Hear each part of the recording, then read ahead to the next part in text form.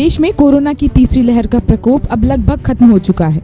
नए केस में कमी आने और एक्टिव केस लगातार कम होने के बाद अब राज्यों ने कोरोना प्रतिबंधों में ढील देनी शुरू कर दी है। राजधानी दिल्ली में भी कोरोना के मामले लगातार कम हो रहे हैं और इसी को देखते हुए दिल्ली सरकार ने दिल्ली वासियों को प्रतिबंधों में छूट दी है, जिसके तहत अब दिल्ली में नाइट कर्फ्यू खत्म कर दिया गया है। दिल्ली के सीएम अरविंद केजरीवाल ने ट्वीट कर इसकी जानकारी दी। उन्होंने लिखा कि कोरोना को लेकर हालात सुधरने के बाद डीडीएमए ने सभी प्रतिबंधों को हटाने का फैसला लिया है, क्योंकि लोगों को परेशानी का सामना करना पड़ रहा था। सीएम ने इसके साथ ही सभी लोगों से कोविड अनुरूप व्यवहार करने की अपील भी की।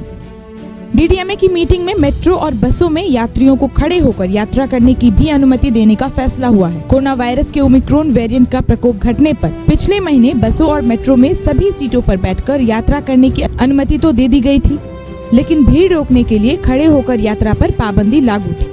इसके साथ ही धार्मिक और राजनीतिक कार्यक्रमों की भी अनुमति दी गई है।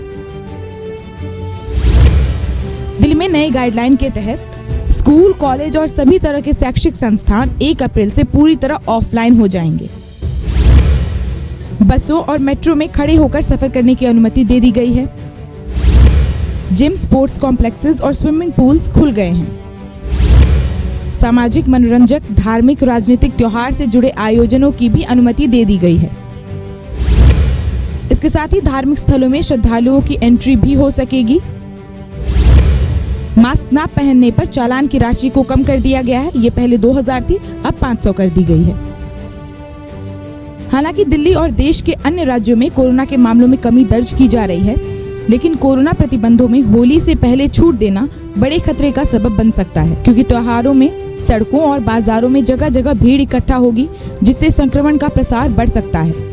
वैसे भी कोरोना के मामले पूरी तरह खत्म नहीं हुए हैं। अभी भी कुछ राज्यों में 4 से 5 हजार तक डेली केसेस सामने आ रहे हैं। कोरोना के 5 सबसे ज्यादा प्रभावित राज्यों के गुरुवार के कोरोना आंकड़ों पर नजर डालें तो केरल में 4064 केस सामने आए, वहीं 91 लोगों की मौत हुई। महाराष्ट्र में 1182 नए केस थे, तो वहीं 19 लोगों ने दम तोड़ा। राजस्थान में 944 नए केस और 2 लोगों की मौत हुई। मध्य प्रदेश में 668 नए केस आए, वहीं 3 लोगों की मौत हुई। कर्नाटक में 588 नए केस और 19 लोगों की मौत दर्ज की गई। कोरोना के कम होते मामलों के बीच केंद्र सरकार ने भी राज्यों और केंद्र शासित प्रदेशों से कहा है कि वो अपने यहाँ पाबंदियों को छूट दे सकते हैं या फिर उन्हें पूरी तरह खत्म कर सकते हैं। हालांकि केंद्र और राज्य सरकारें पाबंदियों को खत्म कर रही है, लेकिन हमें ये नहीं भूलना है कि कोरोना कहीं गया नहीं है और लापरवाही बरतने से फिर एक बार हालात बिगड़ सकते हैं। इसलिए सावधानी ही सुरक्षा है।